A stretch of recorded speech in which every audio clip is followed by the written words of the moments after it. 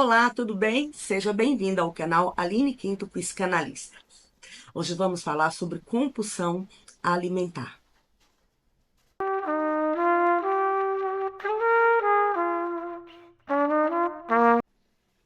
Que comer é bom, não restam dúvidas. Mas e quando essa vontade de comer passa do controle e principalmente se vincula a questões emocionais? Já pensou sobre isso? Então fica comigo até o final, não deixe de seguir o canal, curtir esse vídeo, comentar, assim o YouTube entende a relevância desse conteúdo e dispara para mais pessoas.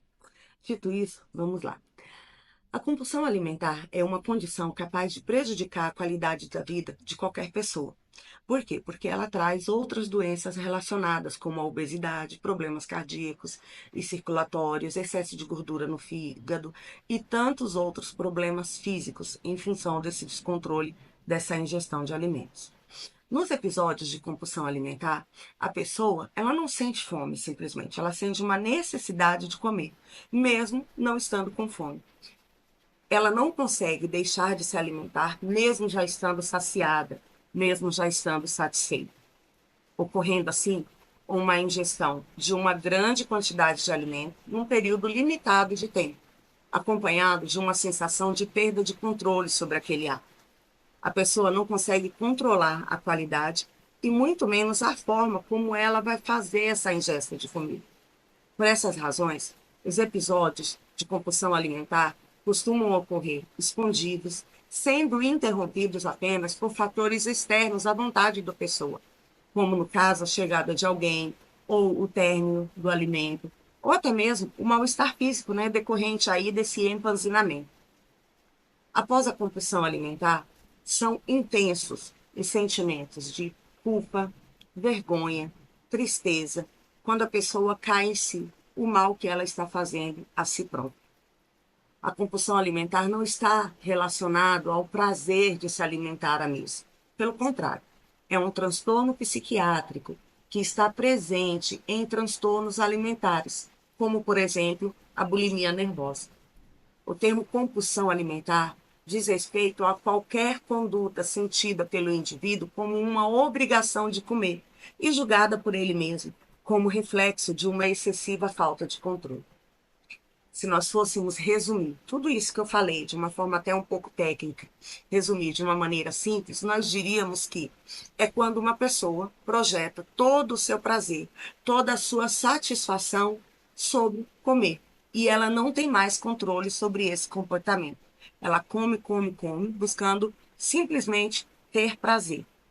Esse prazer, ele é alcançado de uma maneira muito rápida, justamente pela elevação de glicose no sangue, mas na mesma proporção passa muito rápido e faz com que a pessoa queira a satisfação cada vez mais. E por que vira compulsão? Por que vira essa prática fora de controle? Porque nessa elevação brusca de glicose, o nosso organismo acaba liberando também quantidades altas de dopamina. Então, na verdade, a compulsão alimentar, ela é tratada como qualquer outra compulsão. Mexe na dopamina, traz a sensação de prazer, passa o efeito, o indivíduo quer mais, mais e mais. Entra pelo prazer e permanece pela dependência.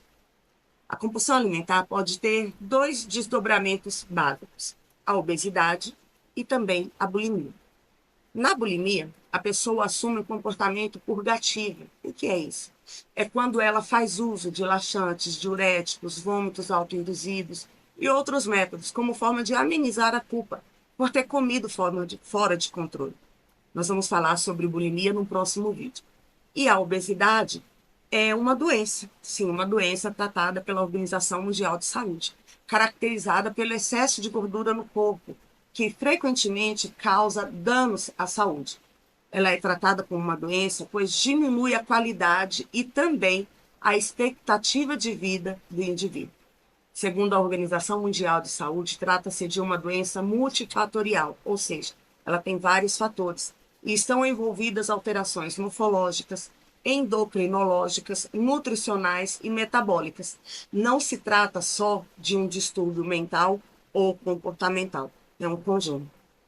E compulsão alimentar e exagero alimentar. Embora eles sejam muito semelhantes, né, o excesso alimentar funciona de uma maneira diferente. Não são incomuns esse comportamento em uma sociedade obesa como a nossa, mas ela ocorre basicamente em eventos nos quais a comida assume o protagonismo e o consumo de uma grande variedade de alimentos é estimulado em inúmeros eventos sociais, como festas, comemorações ao redor da mesa, churrascarias, rodízio, buffet, e tudo isso, naquele momento, faz com que a comelança se torne um fator importante de aspecto social. As pessoas interagem através dessa comida exagerada. Nessas ocasiões, comer mais do que o necessário é usual, né, nesse cotidiano e pode caracterizar exagero alimentar, mas nunca necessariamente uma compulsão alimentar. Os critérios clínicos para o diagnóstico de compulsão alimentar exigem aí alguns fatores. A compulsão alimentar, ela precisa ocorrer em média. Esse comportamento, ele tem que acontecer em média uma vez por semana, por pelo menos 3 meses. Os pacientes têm a sensação da falta de controle em relação à alimentação. É isso que caracteriza uma compulsão alimentar. Mas também precisa estar associado a esses dois fatores alguns comportamentos, pelo menos 3 dos comportamentos que eu vou citar agora precisam estar presentes, que é comer muito rápido, mais do que o normal, comer até se sentir desconfortavelmente cheio, comer grandes quantidades de alimento quando não se sentindo fisicamente com fome, comer sozinho por vergonha, sentir-se nauseado, deprimido ou culpado depois de comer excessivamente. Isso é um conjunto de fatores que caracterizam, né, a compulsão alimentar, que fecham esse diagnóstico.